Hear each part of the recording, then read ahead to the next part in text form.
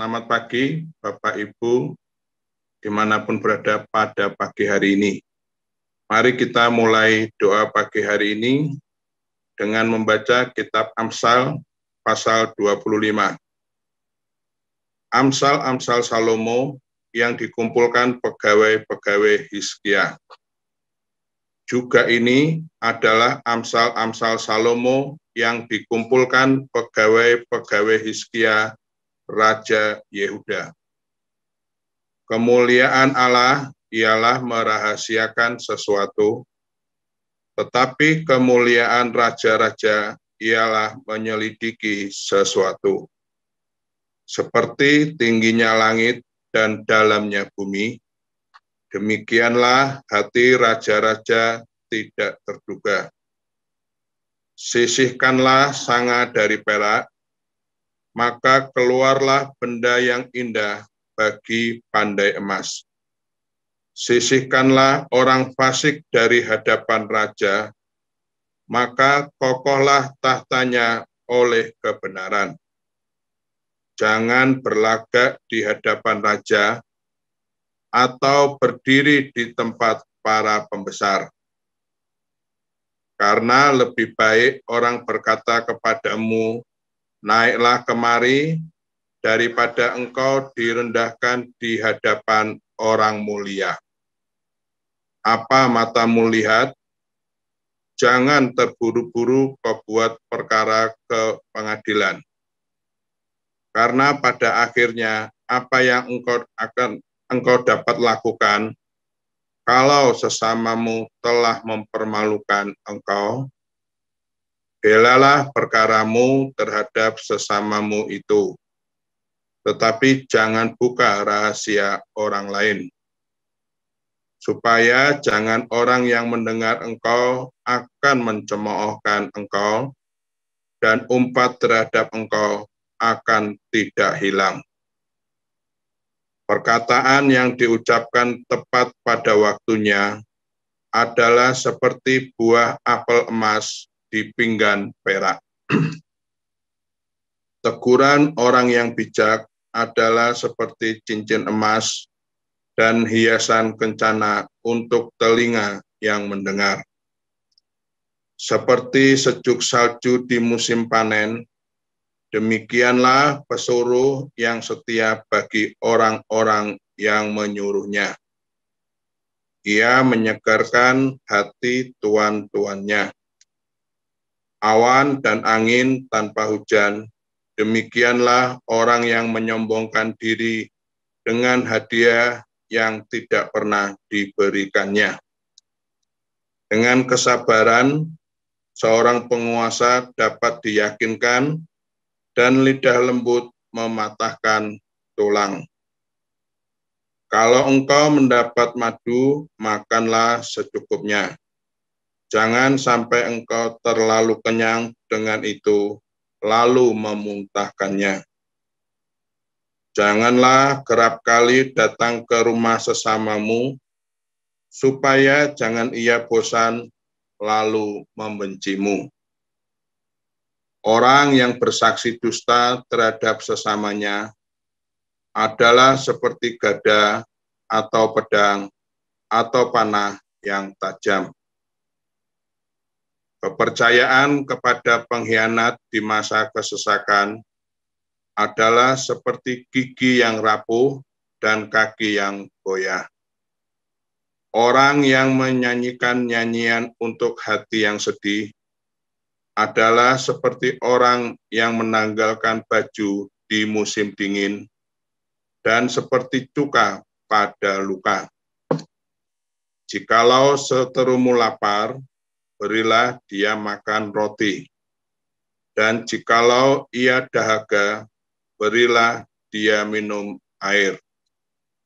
Karena engkau akan menimbun bara api di atas kepalanya, dan Tuhan akan membalas itu kepadamu.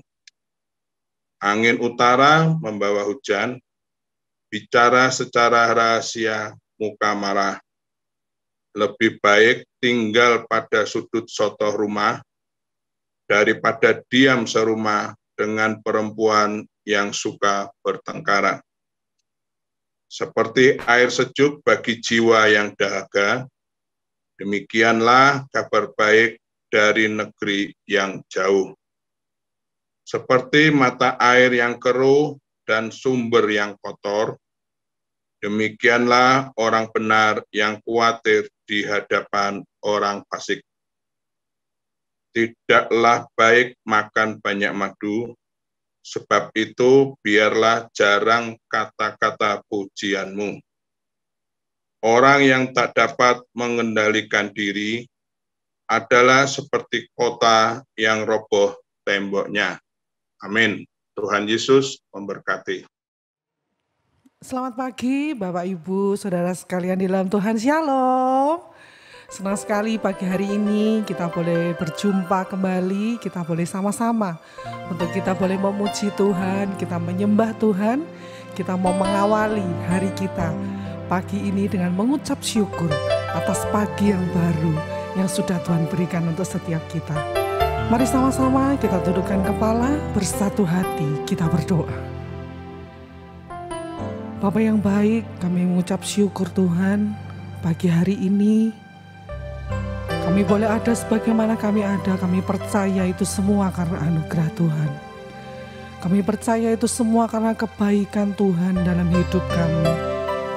Itu semua karena kasih setia Tuhan yang senantiasa Engkau limpahkan atas setiap kami. Oleh sebab itu Tuhan, pagi hari ini kami rindu Tuhan untuk kami boleh bersekutu dengan Engkau, untuk kami boleh mengucap syukur atas hari yang baru yang sudah Engkau berikan untuk setiap kami. Mari berkati setiap kami Tuhan, urapi setiap kami, bahwa kami lebih mendekat lagi kepadamu. Terpujilah nama Tuhan, kekal dan tetap untuk selama-lamanya. Di dalam nama Tuhan kami Yesus Kristus, kami berdoa dan mengucap syukur. Amin. Kami bersyukur Tuhan. Saat indah ku berhadapan denganmu, memandang wajahmu, Yesus kekasih jiwaku.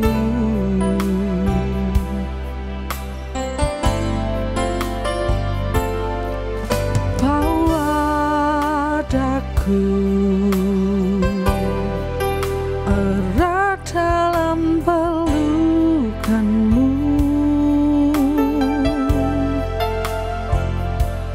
menikmati kasih dan indahnya hadiratmu. Mari bersama kita katakan saat indah. Saat indah ku berhadapan denganmu, memandang wajahmu, memandang wajahmu, Yesus kekasih jiwaku. Dan bawa setiap kami Tuhan, bawa daku erat dalam pelukanmu,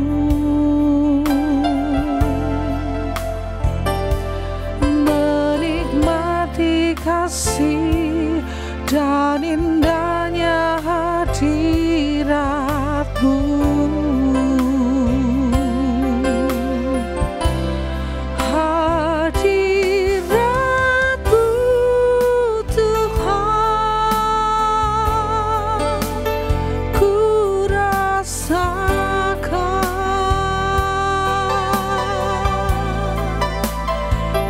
Kekudusanmu Bapa penuh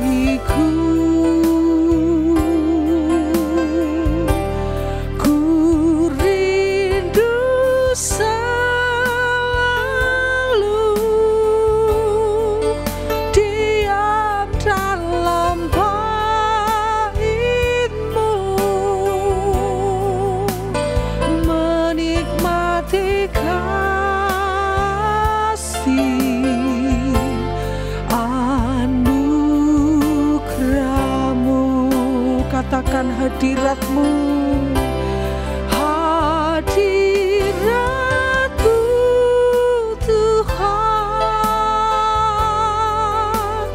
ku rasakan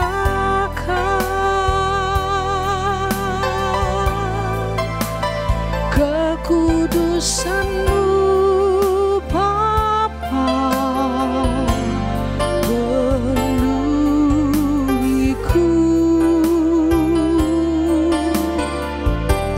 Ku rindu selalu diam dalam bait-Mu, menikmati kasih anugerah-Mu, menikmati kasih anugerah-Mu,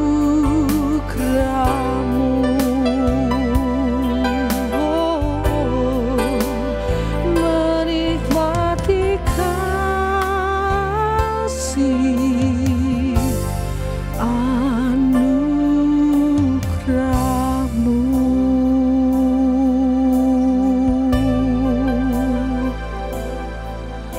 Menikmati kasih dan anugerah-Mu.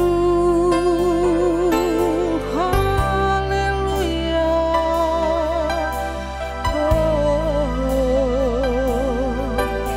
Kami bersyukur buat pagi hari ini, saat yang indah berhadapan dengan-Mu, Tuhan dan Rajaku, Yesus Tuhan.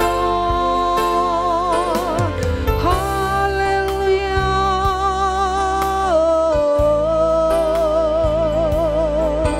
Kami bersyukur, kami bersyukur. Mari kita mau sembah Dia pagi hari ini, Bapak Ibu. Bersyukur atas kasih setia-Nya yang senantiasa dilimpahkannya atas setiap kita. Haleluya. Terima kasih Tuhan, terima kasih buat kasih setia-Mu yang Engkau limpahkan. Haleluya.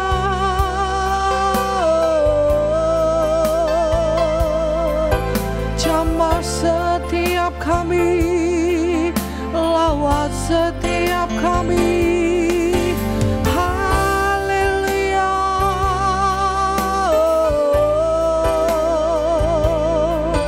Kami bersyukur, kami bersyukur buat kasih setia-Mu, buat kebaikan-Mu.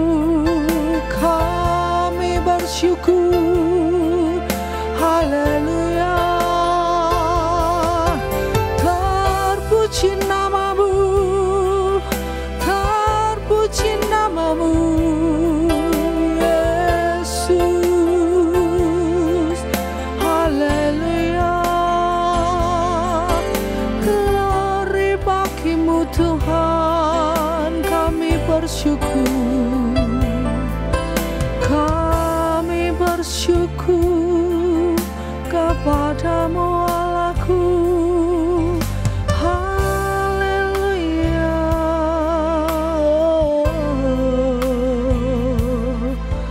Haleluya. Syukur bagi-Mu.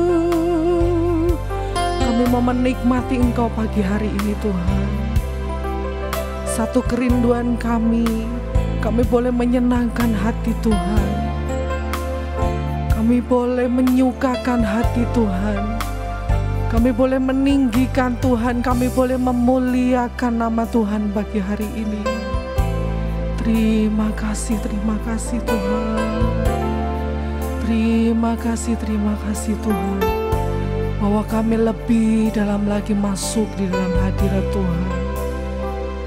Biarlah saat kami menyembah Tuhan, di situ Roh-Mu bekerja untuk melawat setiap kami, untuk memulihkan setiap kami, untuk menguatkan setiap kami, untuk menyembuhkan setiap kami. Kami bersyukur Tuhan, kami bersyukur. Terima kasih, terima kasih.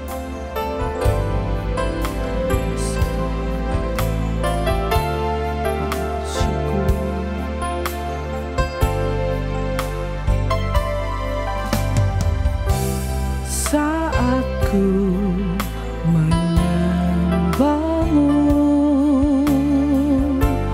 Roh-Mu bekerja.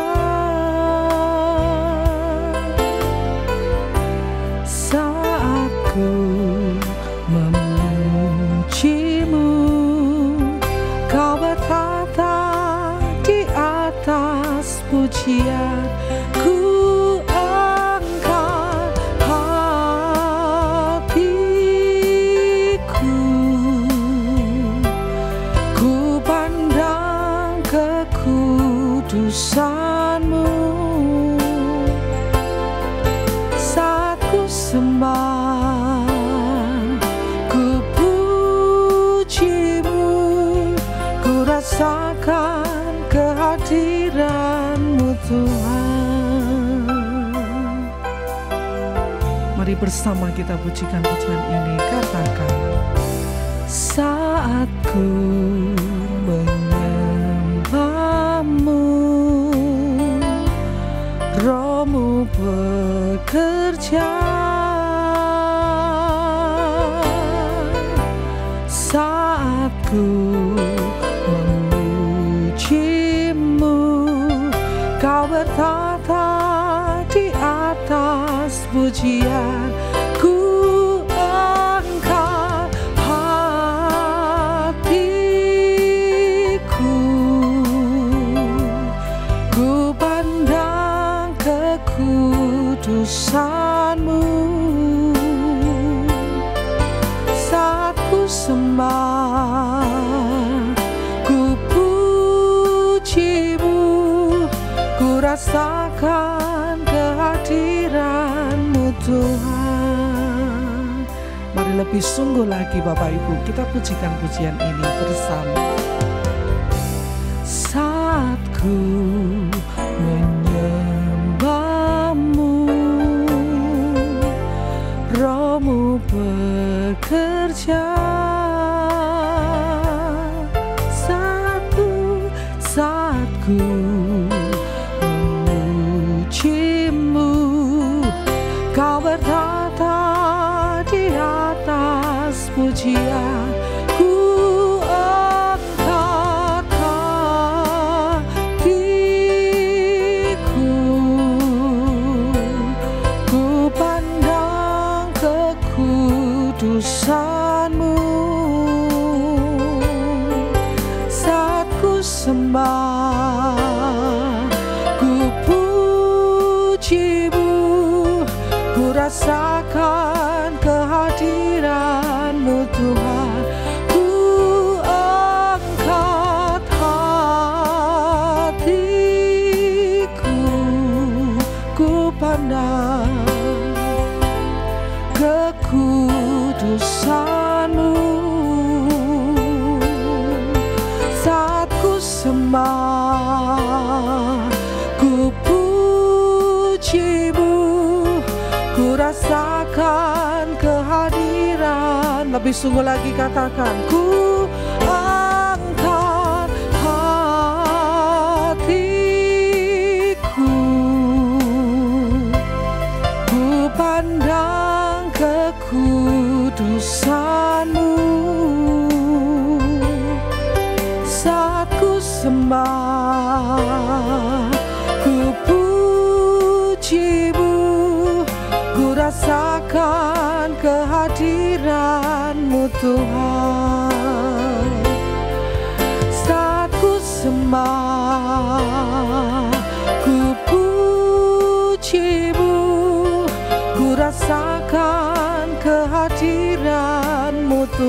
sekali lagi kita katakan, saat ku sembah, ku pujimu, ku rasakan kehadiran-Mu Tuhan. Mari satu kali lagi kita angkat suara kita, kita angkat menyembahan kita Bapak Ibu.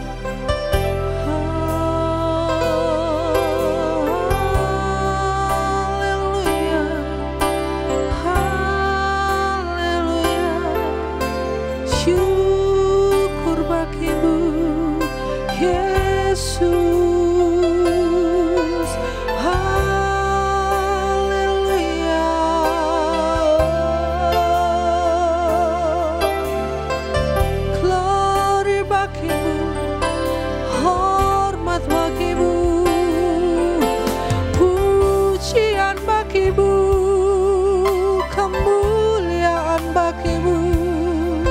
Kejayaan bagimu, kemasyuran hanya bagimu Tuhan. Yesus namanya, Yesus namanya yang layak dipuji, yang layak disembah, yang layak diagungkan.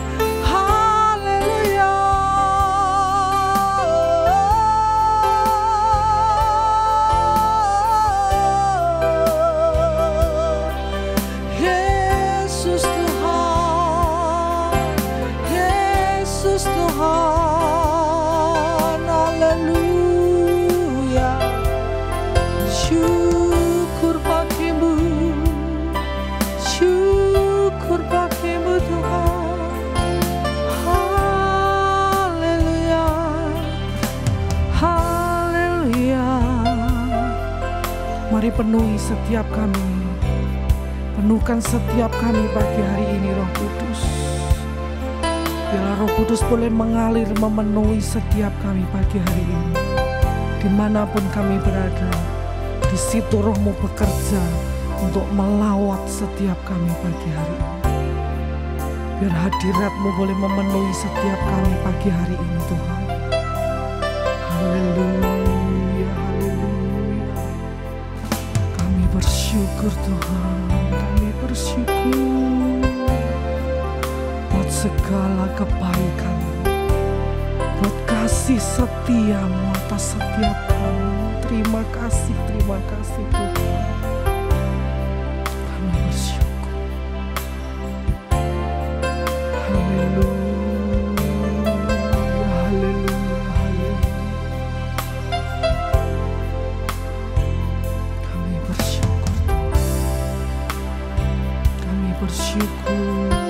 Terima kasih Tuhan.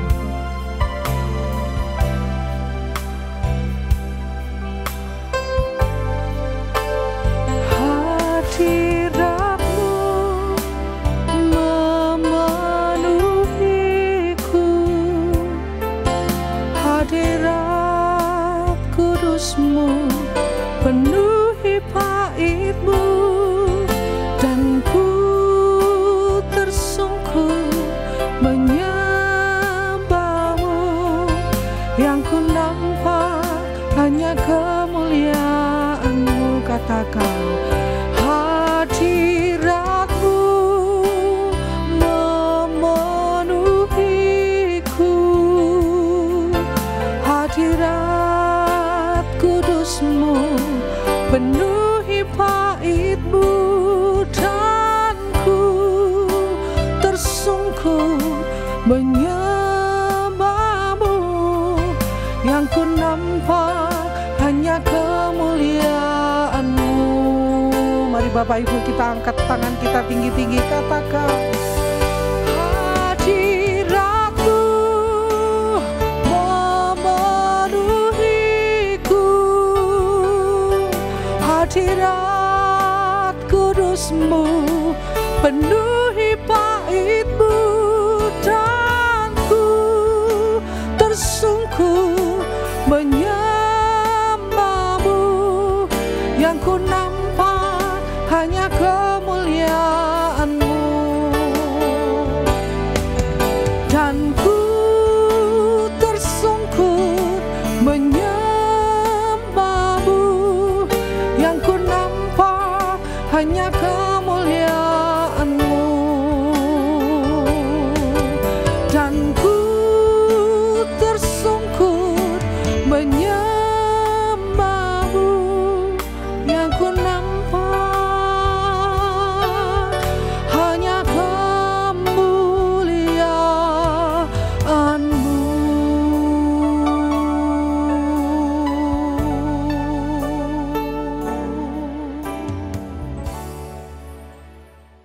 Selamat pagi, Shalom. Salam damai sejahtera dalam kasih Tuhan Yesus Kristus.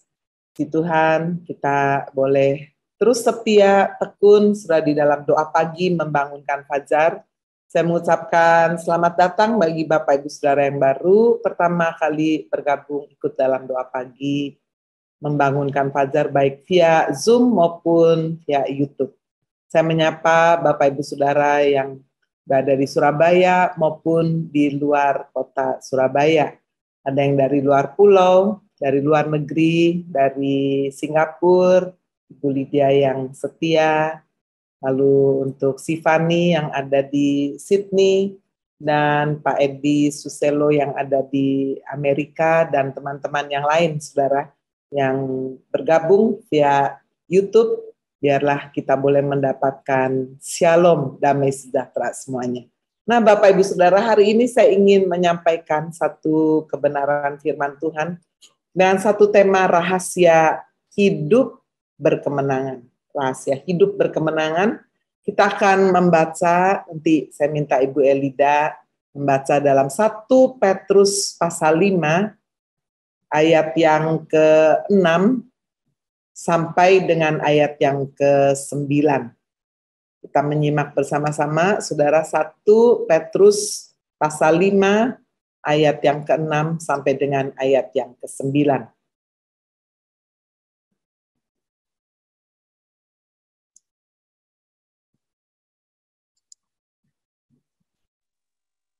Satu Petrus 5 ayat ke-6 sampai ayat 9 bunyinya demikian. Karena itu, rendahkanlah dirimu di bawah tangan Tuhan yang kuat, supaya kamu ditinggikannya pada waktunya. Serahkanlah segala kekhawatiranmu kepadanya, sebab Ia yang memelihara kamu. Sadarlah dan berjaga-jagalah, lawanmu si iblis, berjalan keliling sama seperti singa yang mengaum-ngaum, dan mencari orang yang dapat ditelannya. 9. Lawanlah dia dengan iman yang teguh, sebab kamu tahu bahwa semua saudaramu di seluruh dunia menanggung penderitaan yang sama. Amin. Tuhan memberkati. Terima kasih, Bu Elida. Bapak Ibu Saudara, hari ini kita melihat rahasia hidup berkemenangan ditulis oleh seorang murid Tuhan Yesus bernama Petrus. Nah, hari ini kita melihat, saudara, dari firman Tuhan, bagaimana seorang Petrus yang pernah menyangkal Tuhan Yesus. Tapi ketika hidupnya dipenuhi dengan Roh Kudus, dan sebelumnya Tuhan memberikan kesempatan yang baru untuk Petrus boleh bangkit dari segala dosa-dosanya, untuk diampuni, kita bisa melihat bagaimana satu perubahan yang sangat signifikan. Petrus menjadi seorang hamba Tuhan yang benar-benar dipenuhi dengan kuasa ilahi, melakukan pekerjaan-pekerjaan Bapa, dan setia sampai akhir, menjadi seorang martir bagi Kristus. Nah, hari ini kita melihat rahasia yang pertama, hidup berkemenangan. Bukan berarti hidup orang itu tidak pernah gagal, tidak pernah salah, sempurna, lurus terus dalam hidupnya, tidak. Tapi saudara sekalian, seperti Petrus, dia pernah jatuh, dia pernah mengecewakan Tuhan Yesus, mendukakan Roh Allah sendiri dalam kehidupannya. dan menjadi batu sandungan bagi teman-temannya yang lain. Tetapi sungguh-sungguh kita bisa melihat bagaimana dia mengakhiri kehidupannya dengan satu kemenangan. Nah, surat Petrus dibuat, saudara, tentu dari pengalaman-pengalaman kehidupannya yang manusiawi, jatuh bangun dalam dosa, seperti yang dialami oleh manusia ataupun orang percaya pada umumnya, termasuk yang dialami Bapak Ibu Saudara dan saya secara pribadi. Nah, hari ini mari kita melihat rahasia yang pertama adalah merendahkan diri di hadapan Tuhan. Ketika firman Tuhan berkata dalam ayat 6, karena itu rendahkanlah dirimu di bawah tangan Tuhan yang kuat, supaya ditinggikannya kamu pada waktunya. Saudara-saudara sekalian, rupanya inilah yang menjadi rahasia yang pertama dilakukan oleh Petrus, merendahkan diri di hadapan Tuhan, di bawah tangan Tuhan yang kuat. Saudara, itu sama dengan kita menjauhkan diri dari kesombongan. Nah, saudara sekalian, pengalaman Petrus sendiri yang sombong, di mana dia berkata kepada Tuhan Yesus, walaupun semua yang lain meninggalkan kamu, aku sekali-sekali tidak. Aku tidak mungkin akan jatuh. Aku tidak mungkin akan meninggalkan Tuhan. Tapi Yesus berkata, Simon Petrus, engkau akan sudah menyangkal 3 kali, sebelum ayam berkokok 2 kali. Dan kenyataannya seperti itu. Simon Petrus menyangkal Tuhan Yesus, bahkan bersumpah, mengutuki, ya, demi mungkin mengucapkan sumpah serapah, ya, saya tidak mengenal yang dimaksudkan, yaitu Tuhan Yesus. Jadi kita bisa melihat, saudara sekalian, bagaimana kesombongan dulu yang ada di dalam diri Petrus betul-betul hancur, ya. Dia yang mengatakan dia pasti akan setia, seumur hidup tidak akan meninggalkan Yesus. Kenyataannya dia jatuh dalam dosa. Firman Tuhan mengingatkan kita dalam 1 Korintus 10 ayat 12. Sebab itu, siapa yang menyangka bahwa ia teguh berdiri, hati-hatilah, supaya jangan jatuh. Di dalam doa pagi membangunkan fajar, kita juga saya melihat ada anak-anak muda yang belum menikah, rajin, setia, tekun, saudara, ikut dalam doa pagi membangunkan fajar. Biarlah kita belajar sebagai anak-anak muda juga untuk merendahkan diri di hadapan Tuhan, di bawah tangan Tuhan yang kuat. Jangan sombong, jangan merasa bahwa saya ini anak muda di dalam Kristus, saya nggak mungkin jatuh. Apakah itu jatuh dalam perzinahan atau jatuh di dalam hal-hal yang lain, keuangan ataupun yang saya tidak mungkin, ya. Tetapi sebagai ganti sudah kita menyombongkan diri, karena kesombongan itu bukan hanya dari prestasi, ya. Apakah saudara lulus cepat, nilainya cum laude, bahkan mungkin summa cum laude, otaknya cerdas, punya talenta, main musik, suaranya bagus, di sekolah selalu dapat juara, ya. Jadi saudara, ini juga bisa memunculkan kesombongan secara rohani. Wah, saya dipakai Tuhan, lihat nggak ada yang kayak saya ini. Saya begitu fasih menyampaikan firman, saya begitu banyak memberikan waktu buat melayani Tuhan, tenaga, atau saya begitu sering berkorban, memberikan uang, persembahan, dan sebagainya, ya. Saudara-saudara sekalian, Tuhan mau kita tidak menyombongkan diri, ya. Jadi hati-hati supaya jangan jatuh. Bagi Bapak Ibu Saudara yang sudah berkeluarga, kesombongannya mungkin bisa yang lain, ya. Nah, menyombongkan bagaimana anak-anaknya, ya. Biasanya ibu-ibu membanggakan, ya. Saudara harus bangga dengan anak-anak saudara, tapi hati-hati. Jangan kemudian terlalu bangga sampai akhirnya menyombongkan diri, dan sepertinya nggak ada anak yang begitu hebat seperti anaknya, ya. Anak saya bukan cuma cantik, ganteng, pinter, wah, dan sebagainya, ya. Jadi hati-hati saudara dengan dosa kesombongan ini bisa menimpa siapa saja. Bagi bapak-bapak biasanya yang disombongkan adalah pekerjaan. Jadi memang saudara, kebanggaan seorang wanita biasanya adalah dalam keluarganya ya, tapi kebanggaan seorang pria biasanya adalah pekerjaannya, ya, prestasinya.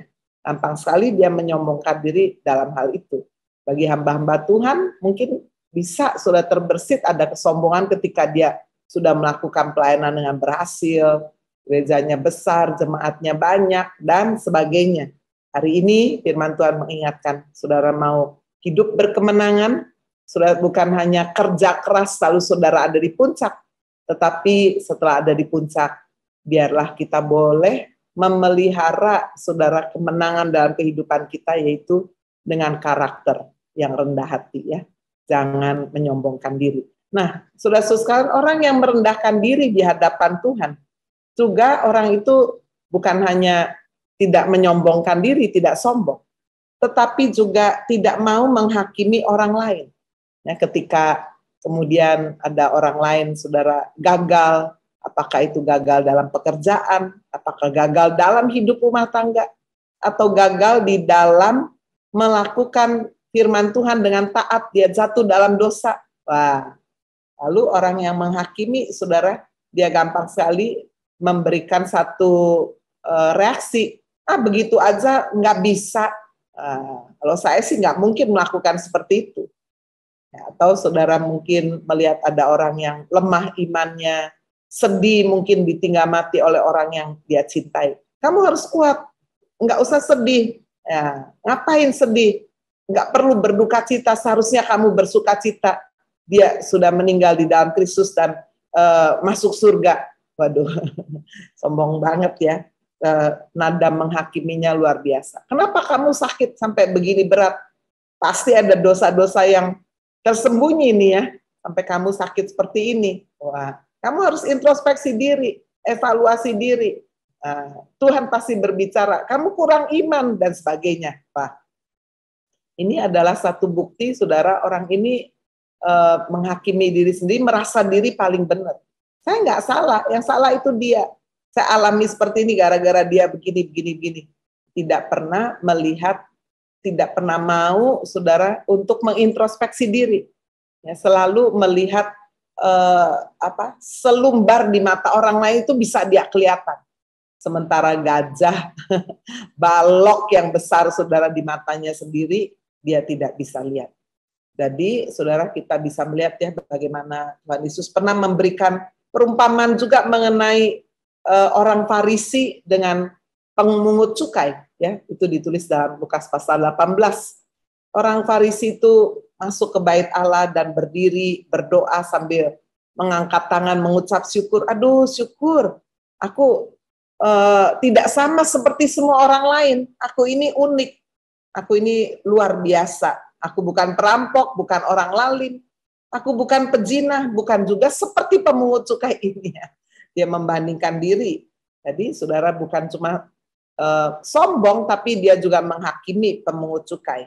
Aku ini berpuasa 2 minggu sekali, memberikan 1/10 dari segala penghasilanku. Seperti yang tadi saya katakan ya, menyombongkan diri juga, saudara, hati-hati di dalam kehidupan kita, bukan hanya dalam pekerjaan, keluarga, kesehatan, ya gitu aja sakit, kurang hati-hati dan sebagainya. Tapi sudah bisa menyombongkan diri dalam hal praktek-praktek agamawi, mungkin kerohaniannya udah tinggi dan sebagainya ya. Tetapi dikatakan Yesus membandingkan dengan pemungut cukai yang berdiri jauh-jauh bahkan tidak berani mengangkat kepalanya ke langit sambil memukul diri. Ya, dia berkata, ya Allah, kasihanilah aku, orang yang berdosa ini. Yesus berkata, orang ini semuanya pulang nih dua-duanya ke rumahnya. Siapa yang dibenarkan? Ya, yaitu pemungut cukai. Orang yang dibenarkan Allah, yang orang lain yang itu, yaitu si orang Farisi itu tidak. Lalu firman Tuhan sudah memberikan peringatan kepada kita, Lukas 18 ayat 14b ya. Sebab barang siapa meninggikan diri, ia akan direndahkan. Dan barang siapa merendahkan diri, ia akan ditinggikan. Sudah, inilah rahasia kemenangan dalam kehidupan ini. Mari kita senantiasa merendahkan diri di hadapan Tuhan, di tangan yang kuat. Dengan kita benar-benar meletakkan segala kesombongan kita. Orang bisa sombong karena kekayaannya, karena kepandaiannya, karena jabatannya, tapi juga bisa sekali lagi saudara karena kerohaniannya, keagamawiannya yang dia bisa tunjukkan kepada orang sekeliling kita. Mari kita tanggalkan semuanya itu. Kita belajar saudara dari seorang yang bernama Petrus yang memiliki masa lalu penuh dengan kegagalan dalam hidup ini. Nah, yang kedua, saudara sekalian, kita membaca di dalam ayat yang ke-7 dari 1 Petrus pasal yang ke-5, yaitu saudara rahasia kemenangan yang kedua adalah menyerahkan segala kekhawatiran kita. Serahkanlah segala kekhawatiranmu kepadanya, sebab ialah yang memelihara kamu. Saudara, Petrus setelah kebangkitan Tuhan Yesus, bahkan dia diberi kesempatan untuk juga melihat kebangkitan Kristus, tubuh kebangkitan Kristus. Dia sudah menyaksikan itu. Tetapi saudara, bagaimana kekhawatiran menguasai hidupnya ketika dia merasa bahwa dia tidak lagi bisa bersama-sama dengan Yesus secara jasmani. Itu sebabnya di dalam Yohanes pasal 21, di tengah kegalauannya, rasa bersalah, rasa gagal, putus asa, dia penuh dengan kekhawatiran, saya makan apa ini, masa depan, apa nih yang saya harus lakukan? Dia kehilangan visi misinya. Dan lalu dia berkata, aku mau menangkap ikan lagi. Ya, karena khawatir kan. Dan teman-teman yang lain berkata, kami ikut juga. Jadi saudara sekalian, bagaimana kita mau mengalami kehidupan yang berkemenangan jika kita membiarkan pikiran kita penuh dengan hal-hal yang negatif, menakutkan, apa yang belum terjadi, mengkhawatirkan. Kita juga tidak menjaga hati kita ya penuh dengan satu kehidupan yang tidak diwarnai dengan satu sukacita di dalam Kristus. Tapi yang kita pikirkan hati kita adalah kita bisa iri hati dengan apa yang dimiliki orang lain, apa yang sudah dicapai oleh orang lain. Itu sebabnya firman Tuhan juga menasehati kita untuk menjaga hati dengan hati-hati. Triple heart ya, hatinya harus 3 nih. Jaga hati dengan hati-hati, dengan segala kewaspadaan. Karena dari situ, dari hati yang kita jaga, itulah terpancar kehidupan. Jika saudara dan saya tidak menjaga hati, maka yang terpancar dari hati kita bukan kehidupan, tapi yang terpancar dari kehidupan kita, dari hati kita adalah ketakutan, kekhawatiran, kepanikan. Nah, saudara, ada beberapa model ya ketakutan, kekhawatiran atau kepanikan dalam ilmu psikologi. Yang pertama disebut panic attack, ya, di mana seseorang itu ciri-cirinya gampang takut, gampang cemas, gampang panik ya.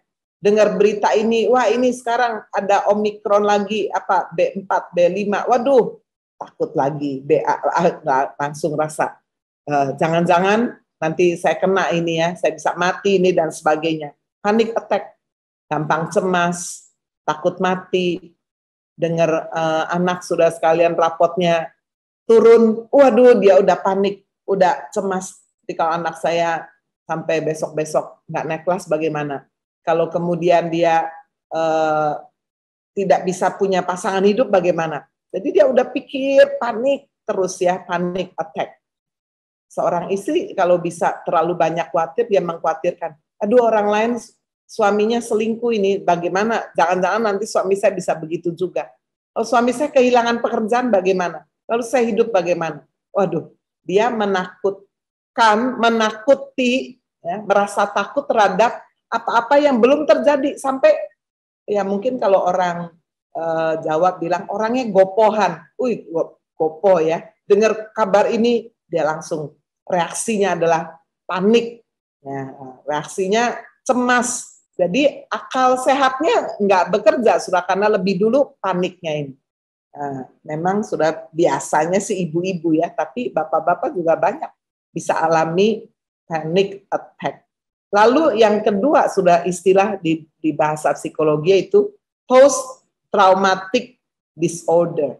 atau disebut PTSD ya, post traumatic disorder. Nah, dari kata post traumatic berarti di masa lalu pernah ada trauma nih. Jadi ada satu gangguan trauma di masa lalu. Menimbulkan apa? Sudah mungkin dia sebagai seorang istri pernah dikhianati oleh suami. Sehingga akhirnya Pak, dia nggak mudah percaya kepada suaminya. Suaminya tiap pulang kerja diperiksa handphonenya, kantongnya diperiksa, ya, mungkin kemejanya yang udah dilepas, dibaui ini bau parfumnya siapa, dilihat ada tanda lipstiknya siapa, sampai dilihat saudara naik mobil kilometernya itu biasanya kalau dari rumah ke kantor atau dari rumah ke toko biasanya cuma segini. Kok hari ini banyak sekali? Kemana ini? Ya, karena di masa lalu dia pernah dikhianati. Jadi ada rasa tidak percaya. Itu juga bisa dia lakukan kepada anak-anaknya. Dia nggak percaya omongan anaknya. Atau anak juga bisa, sudah kalau udah terlalu sering dibohongi, ya bukan dibohongi, janji-janji orang tua tidak ditepati pada anak-anak, anak-anak akhirnya apa? Tumbuh menjadi seorang yang memiliki moodnya negatif, pikirannya negatif, tidak gampang percaya kepada siapapun, curiga terus.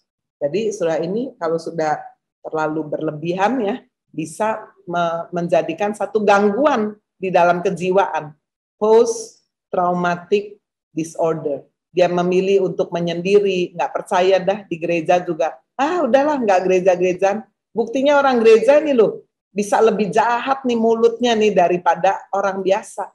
Orang gereja ini, kalau sudah ada orang yang gagal, jatuh dalam dosa, ditendang. Orang dunia sudah masih bisa ada simpati, ada empati.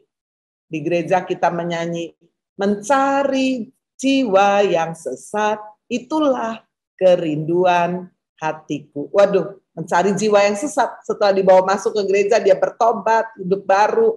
Tapi dalam perjalanan setelah dia hidup baru, bahkan sudah melayani Tuhan, lalu jatuh dalam dosa. Kita bukan lagi menyanyi mencari jiwa yang sesat, kita menendang ini ya, jiwa yang jatuh. Wah, kita menjadikan dia sebagai musuh. Bukannya kita obati, kita lindungi prajurit yang terluka, ya, wounded soldier. Di dalam peperangan selalu ada saja, kalau saudara lihat ya film-film perang, selalu ada saja pasukan yang tertembak kakinya atau tertembak tangannya. Lalu masa apa ditinggal begitu aja? Tidak kan? Nah, serdadu yang terluka ini sudah oleh teman-temannya yang baik ya, sukarelawan, setia kawan, dia akan biasanya meresikokan hidupnya. Dia bisa menggotong teman-temannya keluar saudara dari medan peperangan dalam keadaan terluka. Nah, seandainya saudara kawannya berkata, wah dia terluka, tapi kalau saya menolong, kalau saya ketembak bagaimana? Saya nggak mau ikut-ikutan dah. Ya udah biar dia aja. Ya Tuhan selamatkanlah dia sambil doa dari jauh. Apakah begitu? Tidak, bukan. Ketika di dalam medan peperangan, saudara seorang pasukan, tentara, prajurit melihat temannya terluka, saudara dia akan meresikokan diri, dia akan menolong, ya, mengangkat saudara, kalau perlu menggotong, ya, serdadu yang sedang terluka. Karena apa? Karena hari ini saudara yang terluka adalah kawannya, ya, yang kalah dalam ketembak adalah kawannya. Tetapi besok-besok yang terluka bisa saudara. Kalau saudara merasa bahwa saya nggak mungkin, itu kita udah sombong saya. Ketika giliran kita juga mungkin bisa jatuh, bisa lalai, bisa gagal. Siapakah yang akan mengangkat kita? Saudara, disitulah kita bisa melihat ya bagaimana pentingnya peran saudara sahabat yang sejati.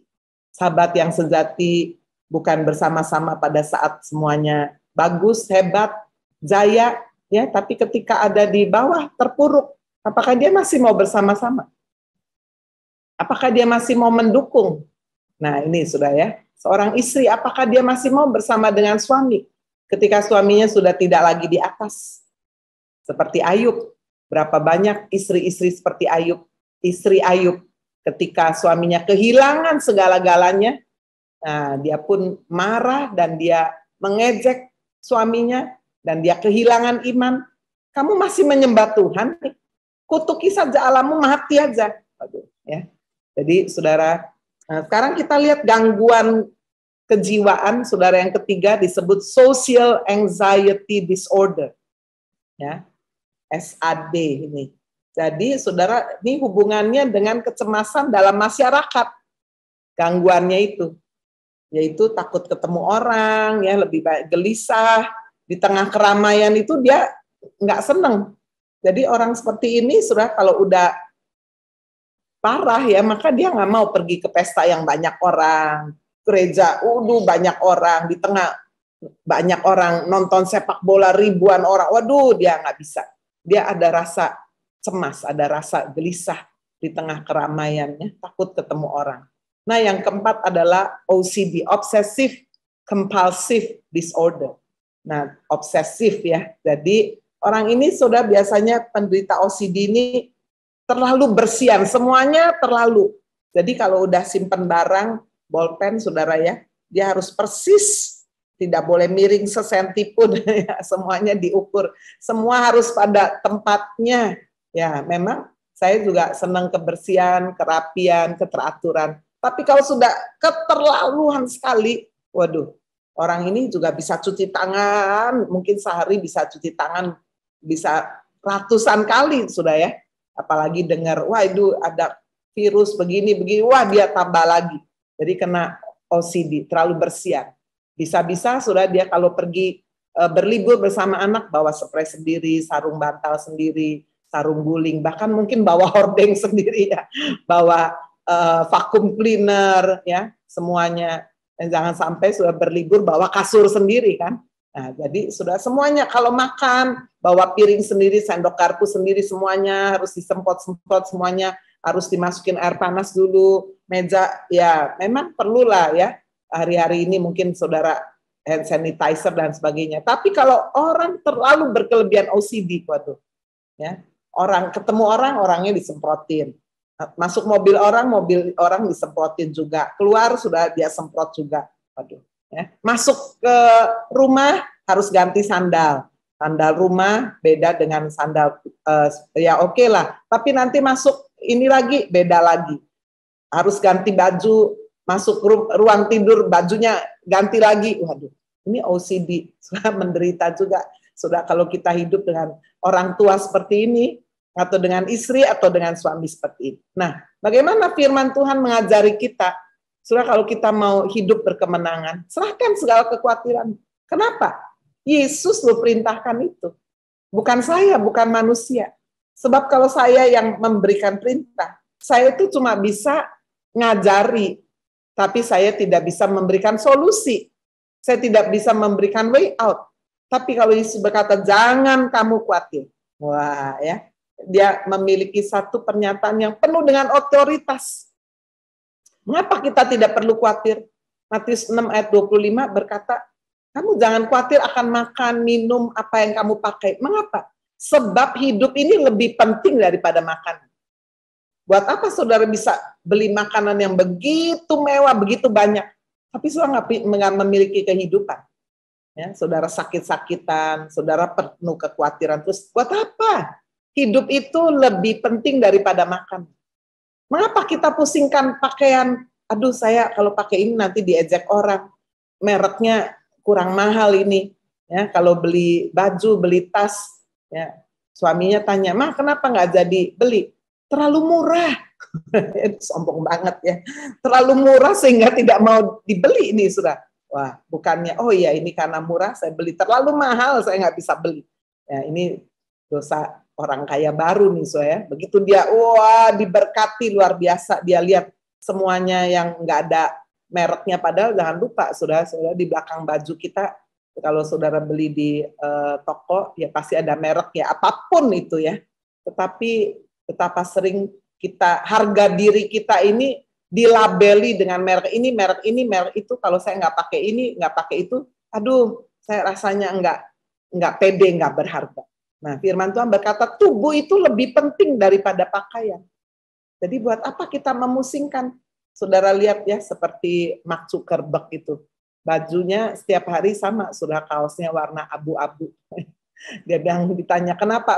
Supaya nggak pusing setiap hari sudah punya yang sama. Itu aja katanya. Nah ini pilihan orang-orang yang super sukses. Kita bisa melihat ya, mereka tidak mau dipusingkan dengan hal-hal yang kecil-kecil, makan, minum, pakaian ya. Nah, Yesus juga berkata, mengapa kamu jangan khawatir? Ayat 27 katakan, bukankah kalau kamu khawatir, emangnya kamu bisa memperbaiki hidupmu? Tidak dapat menambah sehasta saja pada jalan hidupmu. Sehasta itu 45 cm.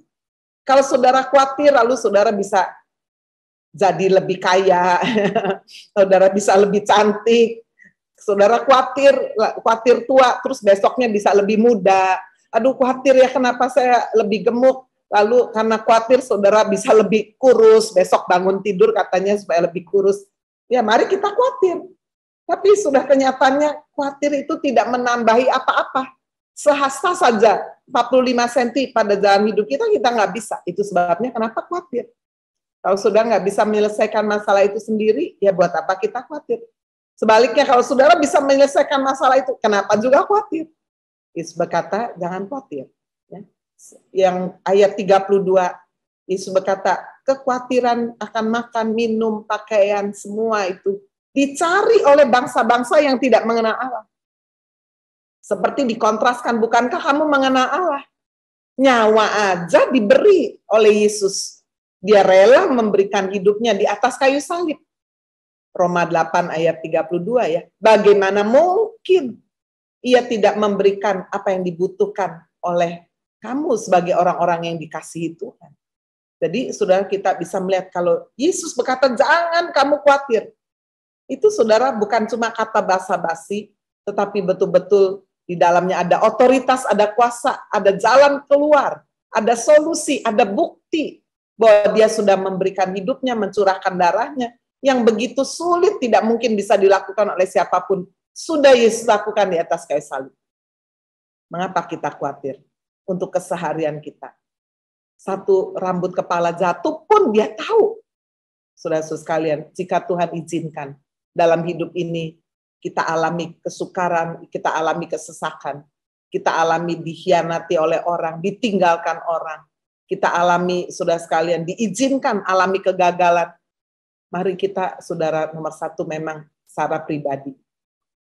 Tuhan, saya ada kurang apa? Introspeksi. Jika itu adalah dosa, kesalahan saya, ampuni saya. Tapi, saudara, jika kita sudah mengevaluasi diri, itu bukan kesalahan kita, ya udah. Kita menerima itu sebagai satu pelajaran, sebagai satu tes, sebagai satu ujian. Bukankah kita sudah melihat di dalam kehidupan kita sehari-hari?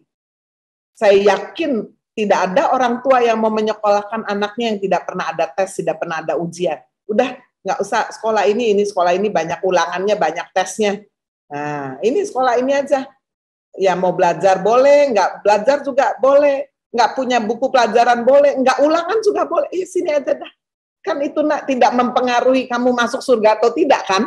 Waduh. Celaka saudara kalau saudara punya orang tua seperti ini, anak-anak kita jadi apa ini? Ya. Jadi saudara-saudara sekalian, kita bisa melihat bagaimana Tuhan menghendaki benar-benar kita jangan khawatir. Kenapa? Karena kita tidak sama dengan orang-orang yang tidak mengenal Allah. Kita mengenal Allah, pengorbanannya, kasihnya, kuasanya. Jika Tuhan izinkan terjadi persoalan, itu karena itu kesalahan, kelalaian kita, mari kita bertobat, bangkit kembali, seperti Simon Petrus. Tapi kalau itu bukan kesalahan kita, kelalaian kita seperti yang dialami Ayub, ya kita minta kekuatan Tuhan untuk kita menjalani proses kehidupan yang tidak mudah dengan percaya bahwa benar-benar kita sekali-kali tidak pernah ditinggalkan. Saudara, mengapa kita tidak khawatir? Jangan khawatir. Ayat 34 berkata, Matius 6:34. Hari esok itu punya kesusahannya sendiri. Jadi buat apa saudara menyusahkan hari yang belum terjadi? Hari ini aja lu sudah ada kekhawatiran yang lain. Kesusahan sehari, cukuplah untuk sehari. Itu sebabnya mengapa kita harus makan firman tiap hari. Karena kita bisa menghadapi masalah setiap hari, masalah berbeda-beda. Harus mengambil keputusan yang berbeda-beda. Kesusahan sehari cukup untuk sehari. Mengapa kita harus berdoa setiap hari? Mengapa sudah sekalian kita juga harus mandi tiap hari ya, supaya tubuh kita bersih. Kita tidak bisa berkata, oh 3 hari lalu saya baru mandi. Tidak, bukan. Supaya benar-benar saudara kita bisa memiliki satu kekuatan yang cukup sehari lepas sehari. Menurut penelitian saudara, orang-orang di dalam ilmu kejiwaan, mereka berkata 85-90% dari kekhawatiran kita itu sebetulnya tidak terjadi. Bayangkan, 85-90% apa yang kita takutkan, apa yang kita khawatirkan, itu tidak terjadi. Nah, itu sebabnya mengapa kita khawatir. Serahkan segala khawatir. Jangan mengandalkan kesuksesan. Saudara pikir, oh kalau saya sukses, pasti saya nggak akan khawatir. Catat baik-baik, kesuksesan bukanlah obat kekhawatiran. Obat kekhawatiran lalu apa? Matius 6 ayat 33. Cari dulu kerajaan Allah dan kebenarannya. Semuanya, makan, minum, pakaian, masa depan, dan segalanya, saudara ya. Masa depan buat anak-anak saudara juga. Semuanya akan ditambahkan kepadamu. Carilah dahulu. Ini solusinya. Carilah dahulu. Kata cari berarti sudah kita membutuhkan waktu, tenaga, pengorbanan, ketekunan. Cari dulu kerajaan Allah yang bukan soal makan dan minum. Soal kebenaran, soal sukacita oleh Roh Kudus, damai sejahtera. Cari dulu itu. Utamakan, prioritaskan, kata dahulu, fokuskan, dan kebenarannya. Kalau semuanya itu ada pada kita, memenuhi hidup kita tiap hari, semuanya, Tuhan berjanji akan ditambahkan kepadamu. Yang ketiga, saudara, rahasia kemenangan adalah berjaga-jagalah. Ayat 8. Sadarlah dan berjaga-jagalah, lawanmu si iblis. Berjalan keliling sama seperti singa yang mengaum-ngaum dan mencari orang yang dapat ditelan. Saudara, iblis itu adalah ciptaan Tuhan sebagai malaikat yang diciptakan Tuhan sebagai roh. Ya, iblis itu tidak punya tubuh, saudara. Itu sebabnya dia ingin masuk ke dalam tubuh manusia untuk mengganggu, untuk mengacaukan, untuk merasuk. Nah, kita harus sadar, berjaga-jaga. Mengapa? Sebab iblis itu punya pengalaman ribuan tahun menjatuhkan manusia itu. Sebetulnya taktiknya, strateginya itu saja. Ya, kalau bukan menjatuhkan dengan harta, katanya, dengan tahta, atau dengan wanita. Kalau wanita dengan seks lah ya, dengan pria dan sebagainya. Harta, tahta, wanita, itu aja. Tapi buktinya dengan cara itu aja menjatuhkan orang begitu banyak. Itu sebabnya sadar katanya. Jangan tertidur. Siapa lawan kita? Lawan kita tidak kelihatan dengan mata jasmani. Lawan kita sudah sangat berpengalaman. Lawan kita ini tidak malas, sangat rajin, tekun, tidak gampang menyerah. Saudara, pada saat iblis tidak berhasil menjatuhkan Tuhan Yesus dicobai di padang gurun, saudara sekalian, dikatakan dia meninggalkan Yesus dan dia mencari kesempatan yang lain. Nah, kalau hari ini setan tidak berhasil menjatuhkan saudara dan saya, dia tidak hilang selama-lamanya, dia mencari kesempatan. Itu sebabnya kita harus sadar, berjaga-jagalah. Iblis terus berjalan berkeliling seperti singa yang mengaum-ngaum mencari orang yang dapat ditelan. Kalau hari ini sudah pernah alami bagaimana sudah ditelan oleh iblis, sudah jatuh dalam dosa, saudara gagal, sudah mundur, tawar, mati rohani, bangkit sudah. Jangan bilang gini, ya udah terlanjurlah, mau apa lagi nih, saya udah pingsan rohani, mati aja sekalian. Jangan, bangkit sudah. Masih ada kesempatan untuk kita bangkit. Seperti Simon Petrus, dia pernah tidak berjaga-jaga, dia pernah jatuh, tapi dia mau bangkit menerima kesempatan yang baru. Dan saudara, dia tidak pernah mau lagi jatuh di dalam dosa. Yang keempat, yang terakhir, lawanlah iblis dengan iman yang teguh. Ayat 9, lawanlah dia dengan iman yang teguh. Sebab kamu tahu bahwa semua saudaramu di seluruh dunia menanggung penderitaan yang sama. Melawan iblis bukan dengan sesajen, melawan iblis bukan dengan garam, dengan bunga 7 warna, melawan iblis bukan dengan dukun, melawan iblis bukan dengan barang-barang keramat dan yang lain, bukan. Bukan dengan mantra juga, melawan iblis dengan iman yang teguh. Iman datang dari pendengaran akan firman. Yesus ketika melawan iblis, dia berkata, ada tertulis. Itu sebabnya kalau saudara tidak penuh firman, kita akan menjadi sasaran yang empuk dari iblis. Kita menjadi khawatir terus, kita menjadi sakit hati terus, iri hati, dengki. Karena kita berpikir kalau orang menyakiti kita, saya korban. Tapi kalau saudara lihat secara rohani, sebetulnya orang yang menyakiti, menghancurkan hidup, dialah korban iblis. Bukan kita yang korban. Itu sebabnya saudara ketika kita benar-benar melawan menghancurkan iblis dengan iman kepada Kristus, iman kepada firman, maka benar-benar saudara, kita akan menang bersama dengan Kristus. 4 rahasia kemenangan hari ini saya bagikan kepada Bapak Ibu Saudara. Merendahkan diri di hadapan Tuhan, menyerahkan segala kekhawatiran kita kepada Tuhan, senantiasa berjaga-jaga dan melawan iblis dengan iman yang teguh. Amin. Tuhan Yesus memberkati. Bagai banyak dalam tanganmu, kau jadikan bencana yang indah. Demikian aku dalam tanganmu, ku sungguh berharga di matamu.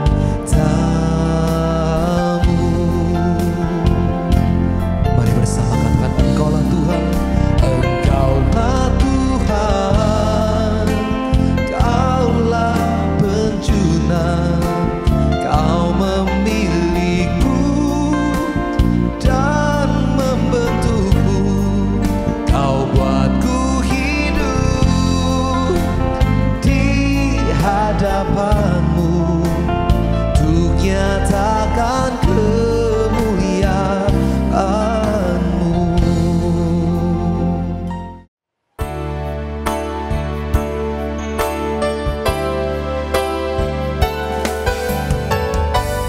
Kemuliaan bagimu di tempat maha tinggi. Kemuliaan bagimu di tempat maha tinggi.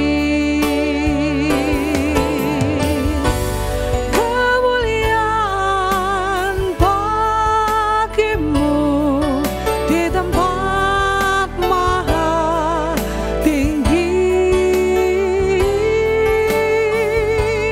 Kemuliaan bagimu di tempat maha tinggi. Di tempat maha tinggi. Di tempat maha tinggi.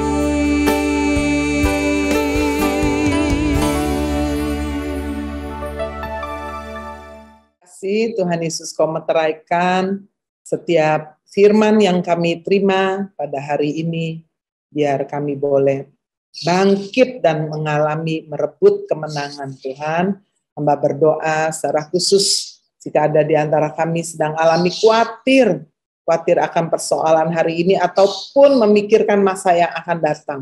Nanti kalau saya sendiri bagaimana, kalau anak-anak tidak memelihara hidup saya seperti apa, kalau saya pensiun seperti apa, dan sebagainya. Tuhan, kesusahan sehari cukup sehari. Kami percaya Engkau Bapa yang baik. Bagian kami mencari kerajaan Allah dan kebenarannya sungguh-sungguh. Kami boleh bekerja dengan rajin, dengan penuh hikmat. Kami mau mengembalikan persepuluhan, persembahan. Kalau kami lakukan bagian kami, Tuhan mengerjakan bagian Tuhan.